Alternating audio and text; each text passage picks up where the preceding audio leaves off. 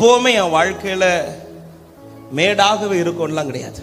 சில நேரத்துல தேவன் சில பள்ளங்களையும் அனுமதிப்பார். அதனாலதான் பவுல் சொல்றார், வாழ்ந்திருக்கவும் தெரியும், தாழ்ந்திருக்கவும் கற்றுக்கொண்டேன். ஆமென். நிறைய பேருக்கு சில மேன்மை கிடைச்சதும் திடீர்னு ஆண்டவர் சில தாழ்மையான சூழ்நிலை கொண்டு வந்ததும் ஆண்டவரை விட்டு போகிற நிலைமை.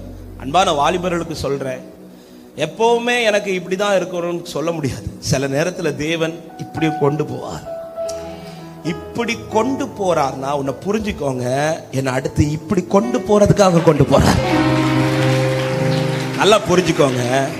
அதனாலதான் உபாகம் 32 நீங்க வீட்டுல போய் படிச்சுக்கோங்க. 10 படிச்சீங்கன்னா யாக்கோபை குறித்து சொல்லப்பட்டிருக்கிறது. பாழான நிலத்தில் அவனை தேடி கண்டுபிடித்து அவனை உணர்த்தி அவனை நடத்தி அவனை கண்மணி போல காத்து கொண்டேன்னு சொல்லிட்டு அடுத்த வார்த்தை ஆண்டவர் சொல்லுவாரு, கழுகு தன் கூட்டை கலைக்கிறது போல அவர் கூட்டை கலைச்சி அது தன் குஞ்சுகளின் மேல் அசைவாடுகிறது போல. இந்த ஒரே ஒரு வசனம் தான் அதுல எழுதப்பட்டிருக்கும்.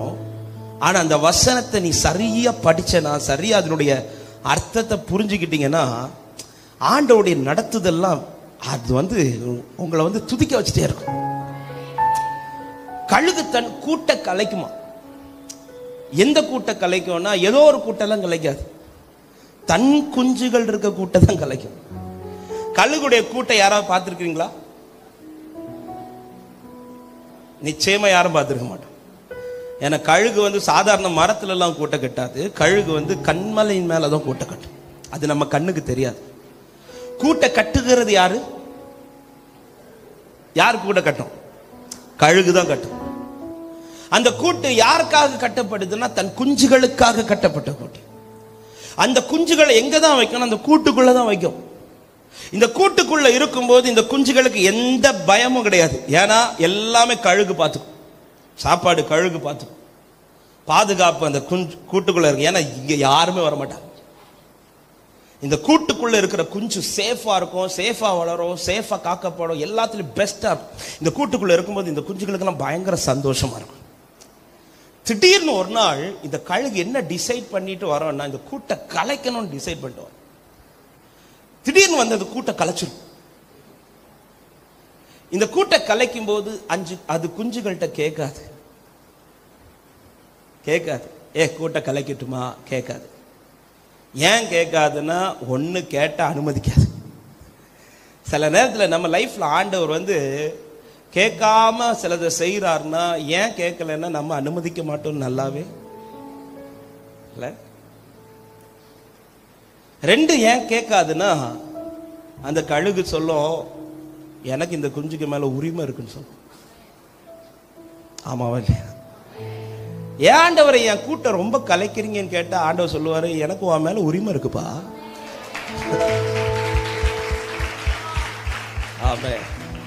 ஈசாக்கு ஏன் அப்பா என்ன பலிபீடத்துல வைக்கிறீங்கன்னு கேட்டா அப்பா சொல்லுவாரு, எனக்கு உன் மேல உரிமை இருக்கு. இங்க பாருங்க, என் பிள்ளைகிட்ட நான் ஒரு காரியம் சொல்றதுக்கும் மற்ற பிள்ளைகிட்ட நான் ஒரு காரியம் சொல்றதுக்கும் வித்தியாசம் இருக்கு. எனக்கு கடையில் போய் ஒரு திங்ஸ் வாங்கணும். பக்கத்து வீட்டு பிள்ளைகிட்ட நான் என்ன சொல்லுவேன்? ரிக்வெஸ்ட் தான் பண்ணுவேன், எப்பா போய் வாங்கிட்டு வருவேன் தயவு செஞ்சு. ஆனால் என் பிள்ளைகிட்ட நான் அப்படி சொல்ல மாட்டேன், கடை போ வாங்கிட்டு வா. இன்னைக்கு ஆண்டவர் உங்களை ரிக்வெஸ்ட் பண்றாருன்னா உங்களை தள்ளி வச்சிருக்கிறாரு அர்த்தம். ரிக்வெஸ்ட் பண்ணாம சிலது உன்கிட்ட கொட்டுன்னு கொட்டி சொல்றாருன்னா உன் மேல ரொம்ப உரிமை வச்சிருக்கிறார் அர்த்தம். ஆமே, சொல்லுங்க பார்க்கலாம். குஞ்சிட்ட கேட்காது கூட்ட கலைக்கிட்டுமா, ஏன்னா என் பிள்ளை எனக்கு உரிமை இருக்கு. கூட்ட கலைக்கும் போது யார் என்ன சொன்னாலும் கழுகு மைண்டே பண்ணாது. பார்க்குறவங்களுக்கெல்லாம் பரிதாபமா இருக்கும். என்னன்னா நல்லா தானே இருக்கு இந்த குஞ்சு, எதுக்கு இப்ப கலைக்கணும்? எதுக்கு கலைக்கணும்? இந்த கூட்ட கலைச்சோன்னா குஞ்சுகளுக்கு சந்தோஷம் உண்டாகாது. ஏன்னா குஞ்சுகள் இதுவரை அனுபவித்திராத ஒரு பாதை, மேன்மையா இருக்கிற பாதை. இப்ப திடீர்னு இந்த கூட்ட கலைச்ச இந்த குஞ்சு எங்க போயிடும் தெரியுமா? அப்படி கீழே விழும். இது கீழே விழும்போது இந்த கழுகு உடனே எல்லாம் போய் எல்லாம் காப்பாத்தாது. அது என்ன செய்யுமா, மேல அது குஞ்சு கீழே விழும்போது அது செட்டைகளை அப்படி விரிச்சு மேலேயே அசைவோடுமா. இந்த வார்த்தை நல்லா கவனிங்க. இந்த வார்த்தை சொல்லும்படி கர்த்தர் ஏவுறார். யார்கிட்ட பேசுறாருன்னு தெரியல. ஒருவேளை வாலிபர்கிட்ட பேசலாம், இல்லைன்னா பெரியவங்கள்ட்ட பேசலாம். ஆமா, இது குஞ்சுகளுக்கு மேல அசைவோடும். இப்போ இது அசைவாடுவது வேற எதற்குமே கிடையாது, இந்த குஞ்சுகளை கவனிக்க மாட்டோம்.